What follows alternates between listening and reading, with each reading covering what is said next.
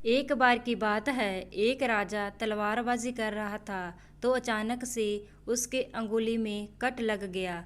तो पास खड़े मंत्री अचानक बोल उठे, राजा साहब चिंता ना करें, जो होता है अच्छे के लिए होता है। यह सुनते ही राजा को गुस्सा आ जाता है। राजा उस मंत्री को कारागृह में बंद करने का आदेश दे देता है और बोलता है, इसको फांसी पर चढ़ा दिया जाए। यह सुनकर मंत्री घबरा गया। उसने राजा से निवेदन किया, महाराज, मैंने आपके यहाँ कितने वर्षों तक काम किया है, क्या आप मेरी अंतिम इच्छा पूरी नहीं करेंगे? राजा बोला, ठीक है, बताओ क्या है तुम्हारी अंतिम इच्छा? मंत्री बोला, कृपया मुझे 10 दिन का समय दीजिए, उसके बाद आप मुझे जो चाहें वो सज़ा दे दीजिए। राजा ने उसकी अंतिम इच्छा मान ली। राजा दूसरे दिन अपने सैनिकों के साथ जंगल में शिकार पर निकला। जंगल के बीच में राजा अपने सैनिकों से बिछड़ गए और रास्ता भटक गए। रास्ता ढूंढते हुए राजा वनवासियों के बीच पहुंच गए, जो बलि देने के लिए किसी को ढूंढ रहे थे। वनवासियों ने राजा को पकड़ लिया और वन की देवी को बलि देने के लिए ले गए।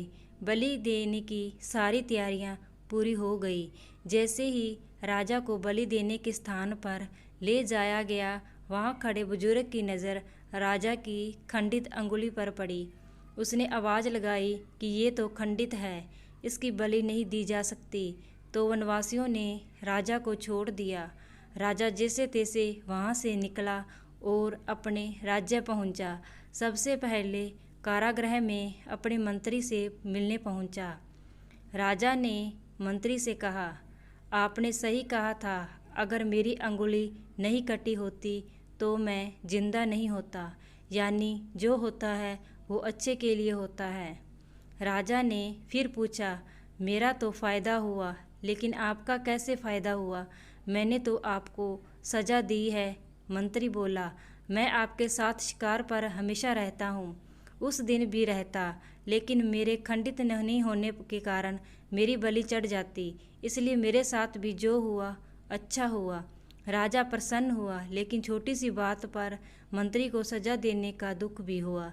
इसलिए राजा ने मंत्री को कारागृह से निकाल कर फिर से अपने साथ रख लिया। दोस्तों, अपने जीवन में भी बहुत से उतार चढ़ाव आते रहते हैं। कभी कभी कुछ चीज़ें मन मुताबिक नहीं होती है, इस कारण से कभी निराश नहीं होना चाहिए। हमेशा याद रखें, जो होता है अच्छे के लिए होता है।